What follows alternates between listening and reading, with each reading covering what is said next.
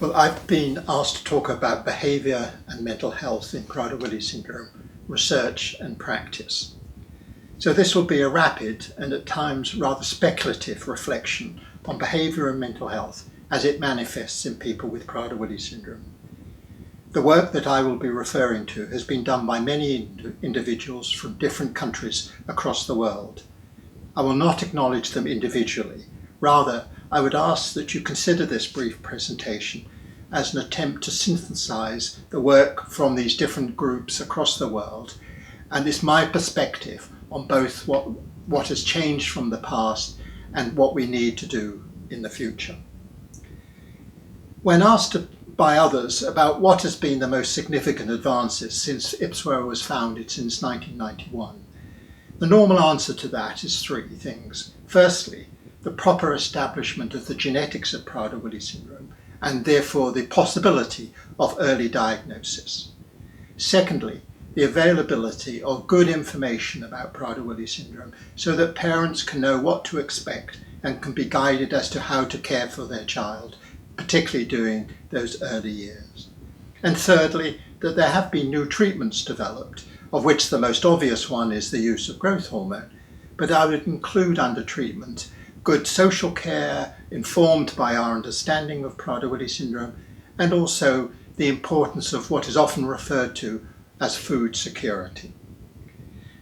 However, in contrast, if you're asked what's the biggest challenge and the greatest need, then usually the answer is about someone's behaviour, the behaviour of that person with Prader-Willi syndrome, and then their hypophagia, their predisposition to overeating. And I think interestingly, it's usually the behaviour first and the hypophagia secondly. And that's because the effects of hypophagia can be managed through good food security, whereas the other behaviours such as emotional outbursts can be extremely problematic and have a very major impact on the family and on the life of the individual with Prader-Willi syndrome. This really was the main reason why IPWSO has recently set up what we've called a mental health initiative. We've established a mental health network to really try to get to the bottom of why people with Prader-Willi syndrome engage in some of these behaviours and what can be done about it. I want to draw upon the ideas that are just beginning to emerge from this initiative, although it's at a very early stages. So what have we learned in the last 30 years about mental health and behaviour in Prader-Willi syndrome? I would think that probably the most significant outcomes of the research over the last few years has been a clear description and a better understanding of what is referred to as the neuropsychiatric or the behavioural phenotype of Prader-Willi syndrome. I think to a large extent we understand the evolution over time, for example, of the hypophagia, and we're beginning to understand, although it's still rather primitive, some of the mechanisms in the brain that might give rise to these problems. So if we reflect for a moment on the hypophagia, we appreciate that it starts with hypophagia after birth and failure to thrive, but at some point in the subsequent few years, this hypophagia develops. What I think we know now is that there's a very clear biological, brain-based basis to that hypophagia. And I think it's important that we could now be clear and say that if someone with Prader-Willi syndrome wanted to switch it off, they wouldn't really be able to do so, not for any long period of time. It's not because of lack of trying. It is because someone with Prader-Willi syndrome doesn't have the brain mechanisms fully working that allows them to control their energy intake. It doesn't mean to say that they can't control it to some extent, or they can't control it for short periods, such at times of religious fasting or whatever. But over a long period of time, it's very difficult for them to balance their energy intake against their energy expenditure. Of course, one of the big recent developments, I think, is in treatment trials that are targeting hypophagia.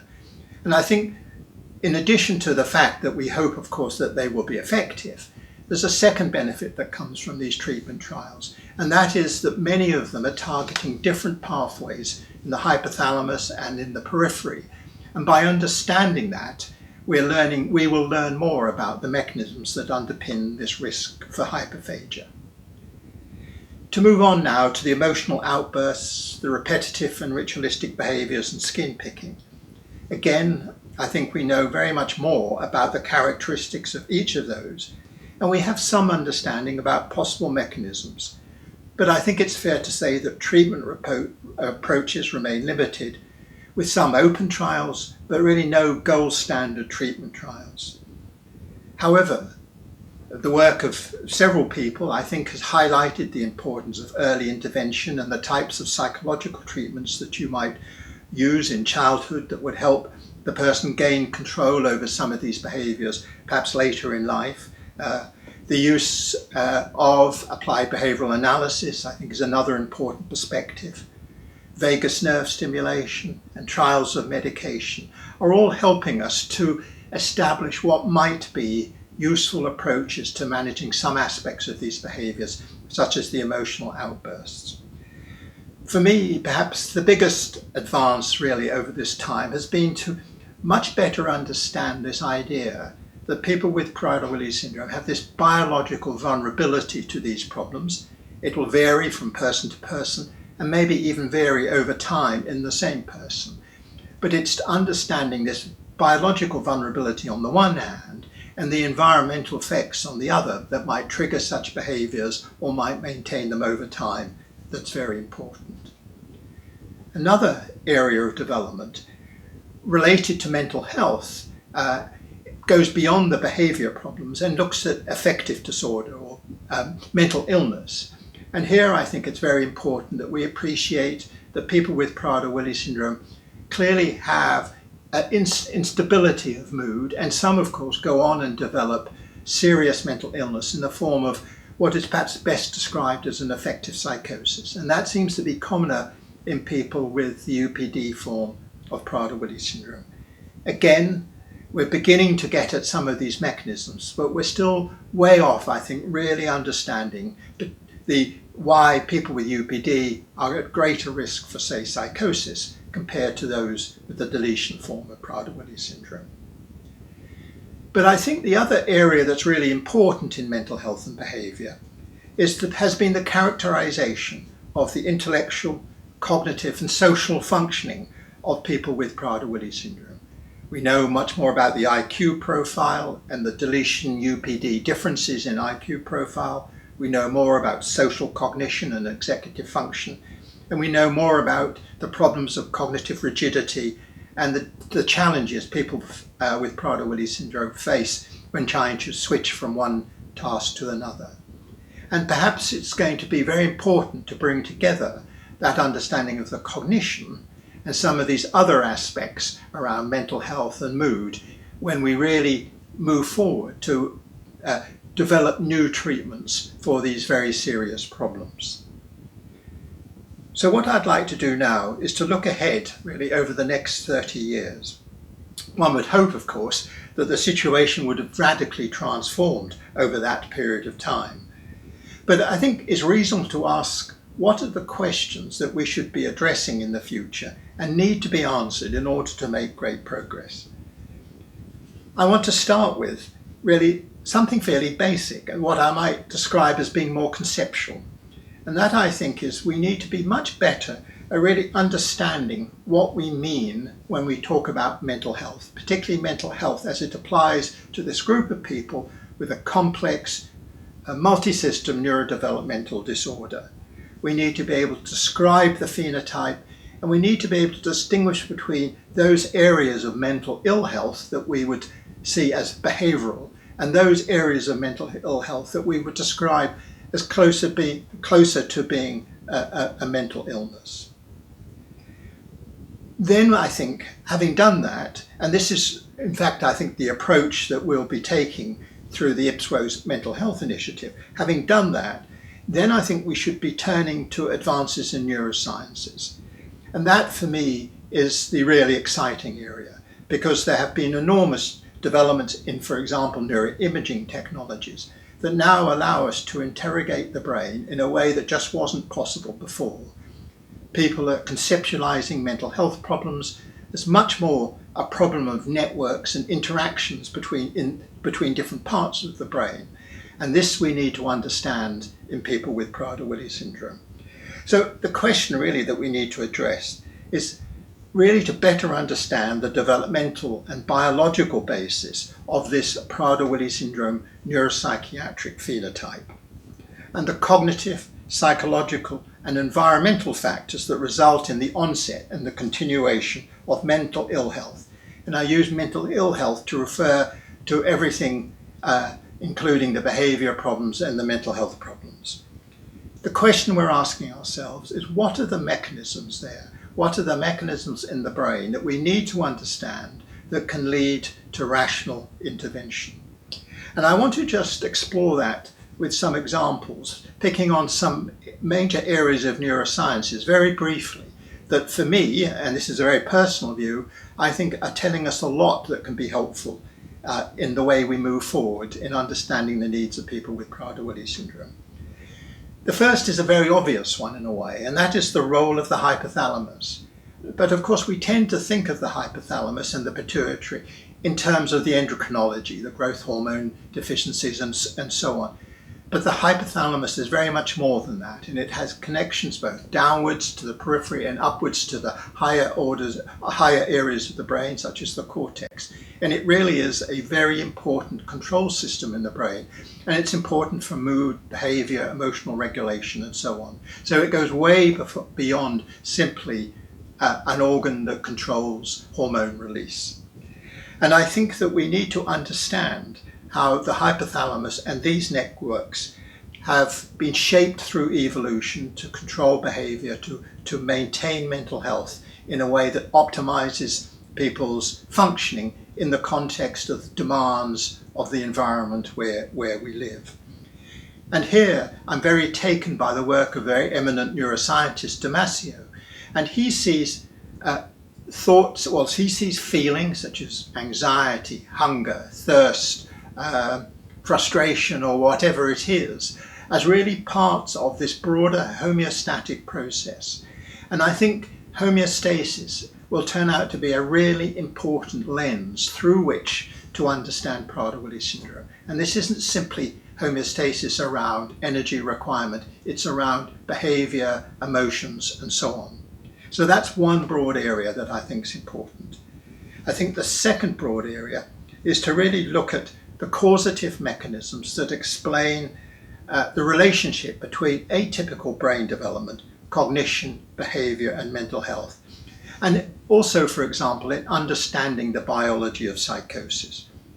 What common mechanisms are common across people with Prader-Willi syndrome regardless of their genetic subtype? And what is specific about the UPD version of Prader-Willi syndrome that brings with it this high risk of psychosis? For example, this may include differences in sensory processing between the genetic types of Prader-Willi syndrome. I think the third area, and this is a complex area that I struggle to fully understand, but it's really about cognitive processing and what one might describe as broadly theories of decision making. And here I am thinking of the work of Carl Friston and his predictive coding models and what he calls his free energy principle. This is a Bayesian-based theory that is applied to the brain and sees the brain as the decision-making organ system of the body. And what I think one can learn from this type of theoretical neuroscientific theory really is that people with Prader-Willi syndrome develop an incomplete and false model of the world. So we all operate and we make decisions because our brains contain a model of the world and they match the sensory inputs that we're receiving second by second against that model. But for people with Prader-Willi syndrome, for a variety of reasons, the sensory input they get from the body itself, as well as from the way that they understand the social world in terms of facial recognitions and so on, is incomplete. And for this reason, they are acting on the basis of incomplete information. So I think the way to think about this is that they have aberrant prior beliefs, which are a poor fit for the real internal or external worlds. And that leads to them arriving at inferences and taking actions that are optimal given their brain's view of the world, but are in fact very suboptimal because of these false or impaired a priori beliefs. Now, this may sound complex, but I think this type of approach will help us understand not only why it is that people with Prader-Willi syndrome act and behave in the way that they do, but it might give us insights to some of the networks and mechanisms that we should be targeting and better understanding in order to arrive at treatments, whether they're psychological treatments, pharmacological treatments, or whatever form they take. So finally, I want to sort of conclude by saying that for me, the next 30 years is exciting, largely because I think there will be developments in technologies that allow us to interrogate the most complex organ of the body, the brain, in a way that will then provide new insights. That it will then become possible to develop treatments based on a clear understanding of brain mechanisms and neuroscientific and neuropsychological theories of behavior and mental health.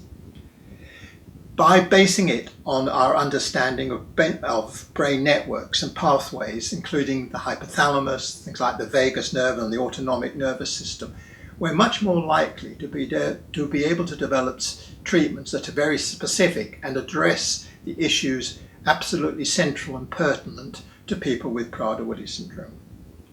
I think in the long term, we can very clearly hope for treatments either singly or in combination for hypophagia that have a true functional impact and make a real difference on people's lives. I think the concern at the moment is that they may give rise to some change in scores on scales and so on, but the big test will be in the future as these treatments are tested and come onto the market, is to what extent do they change people's lives? And I think that's another exciting area that we should be looking at.